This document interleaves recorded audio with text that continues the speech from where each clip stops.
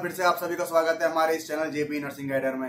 जैसा कि आप सभी को पता है कि नॉर्सर 2023 की ऑफिशियल अनाउंसमेंट 3 जून 2023 को हो चुकी है और इसके बारे में प्रेरित सर भी आपको बहुत सारी चीजें बता चुके हैं। तो आज की इस वीडियो में हम आपको बताएंगे कि आपको 7 वीक आई थिंक बचा हुआ है। आज 15 हो गई है 15 और हाँ वही 7 वीक अप्रॉक्स 42 डेज बचे हुए हैं या फिर 42 या फिर 49 इतने ही डेज बचे हुए हैं। और इस कम समय में जो रिपीटर्स हैं उनको तो पता है भली बात है कि कैसे क्या पढ़ना है, लेकिन मैं फ्रेशर्स के लिए मेनली इस वीडियो को लेके आया हूँ कि पीआर यादव टारगेट हाई को 49 डेज में कैसे अपन कंप्लीट करें। क्योंकि अगर अपन एक फ्रेशर हैं और पीआर और टारगेट भी अगर हम करके जाते हैं तो हमारे पास अपॉर्चुनिटी होती है कि हम बहुत सारे क्वेश्चंस को फेस कर सकते हैं, बहुत सारी चीजों को हम क्लियर आउट कर सकते हैं कि किस तरह के क्वेश्चंस बनते हैं, किस तरह की क्वांटिटेटिव क्वेश्चंस होते हैं, क्वालिटेटिव क्वेश्चंस किस तरह से होते हैं, एक चैप्टर्स में किस तरह से क्वेश्चंस पुटअप हो सकते हैं हमारे सामने। उन्हीं सब चीजों को लेते हुए आज मैं इस चैनल पे आपको बताने वाला हूं अपनी इस वीडियो के माध्यम से कि जेपी की टारगेट हाई और पीआर यादव को कैसे आप 49 डेज में कंप्लीट कर सकते हैं। तो शुरू करते हैं बिना कोई रुकावट के। लेकिन अगर आप चैनल पर नए हैं तो चैनल को सब्सक्राइब करके बेल आइकन को दबा दीजिएगा और हमारे साथ इसी तरह से बने रहिएगा।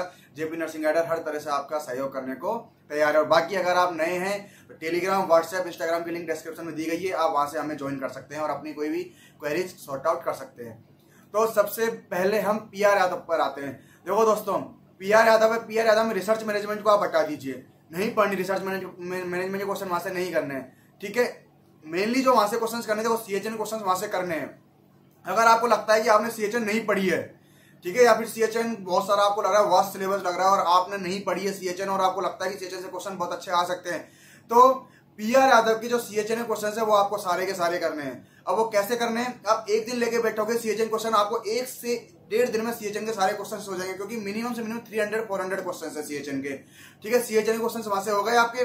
अब अपना जो फ्रेशर्स है वो मेनली फोकस करते हैं एमएसएन, पीडिया और ऑप्स पे, ठीक है। एमएसएन, पीडिया, ऑप्स और फंडा पे फोकस करते हैं। देखो फंडामेंटल में जैसा कि आपको पता है ना कि जैसे कि अपने सब्जेक्ट अच्छे अच्छे कौन कौन से टॉपिक्स है, चेस्ट ट्यूब ड्रेनेज हो गया, पोजिशनिंग्स हो गई, आपकी आईवी सेट हो गया, ठीक है, ये इस तरह क्वेश्चन, या फिर जितनी भी आपकी बायोप्सी है, लिवर बायोप्सी है, और या फिर सीपीआर हो गया, ठीक है। तो ये सारे जितने भी टॉपिक्स हैं, इन टॉपिक से रिलेटेड आपको सारे क्वेश्चंस नहीं करने हैं। जैसा कि ये बस थोड़ा सा ट्रिकी आपको इसलिए लगेगा कि जिस भी स्टूडेंट ने टॉपिक के साथ साथ क्वेश्चंस निकाले होंगे ना, तो उन्हें पूरा का पूरा बुक क्लियर करने की जरूरत नहीं है। जैसा कि मान के चलो जो भी फ्रेशर स्टूडेंट है जिसने फंडा, एमएसएन, पीडीएफ या फिर ऑप्स पढ़ रखी है, या फिर धीरे धीरे जो टॉपिक के साथ पढ़ते जा रहे हैं, तो जिन्होंने टॉपिक के साथ साथ क्वेश्चंस निकाले होंगे ना, तो फिर भी उन्हें लग रहा होगा कि यार मुझे कॉन्फिडेंस नहीं आया, चाहे वो एक बार में क्वेश्चंस निकल गए, तो कोई दिक्कत नहीं है। जब आप एग्जाम देने बैठोगे ना तो भी वो क्वेश्चंस निकल जाएंगे। लेकिन आपने अगर स्मार्ट वर्क किया होगा कि आपने जैसे कि मान के चलो ऑप्स के 500 क्वेश्चन है, 500 क्वेश्चन आपने ऑप्स के जब उस टाइम लगाए होंगे टॉपिक वाइज, तो आपको कम से कम नहीं तो 150 से 200 क्वेश्चन में दिक्कत आई होगी, बाकी के 300 क्वेश्चन आपके पहली बार में निकल गए होंगे। तो आपने जो दिक्कत आई थी या फिर 2 बार में जो क्वेश्चन निकले थे, 3 बार में जो क्वेश्चन निकले थे, उनको अगर आपने हाईलाइट किया हुआ या तो स्टार मार्क करके या फिर अपने नाम से या फिर उसको राउंड मार्क करके, कैसे भी करके अगर आपने हाईलाइट किया होगा, तो आपको सिर्फ और सिर्फ वही क्वेश्चंस करने हैं, ज्यादा क्वेश्चंस की तरफ नहीं भागना है, ठीक है। इस तरह से आप, और पीआर यादव को मैं इसलिए ज्यादा बोल रहा हूं क्योंकि पीआर यादव में क्वेश्चंस क्या है कि जो एग्जाम में आए हुए क्वेश्चंस हैं वो ही सारे क्वेश्चंस पीआर यादव में दिए हुए हैं मेनली। तो वहां क्या है, एक क्वेश्चंस को या फिर एक जो क्वेश्चंस होता है या फिर जो भी एक लाइन होती है जो भी आंसर की, उसको किस तरह से मॉडिफाई करके बार बार किस किस तरह से पूछा जा सकता है, तो उस चीज के बारे में वहां पर बताया गया है पीआर यादव। इसलिए पीआर यादव तो मैंडेटरी है आपको पढ़ने के लिए। पीआर यादव को आप इस तरह से ही पढ़िएगा जैसे फंडा है, फंडा के 800 समथिंग क्वेश्चन है, 800 से 1000 समथिंग क्वेश्चन है। तो आज जिस भी स्टूडेंट ने, फ्रेशर स्टूडेंट ने या फिर रिपीटर्स भी इस चीज को फॉलो कर सकते हैं, क्योंकि ये बहुत स्मार्ट वर्क है।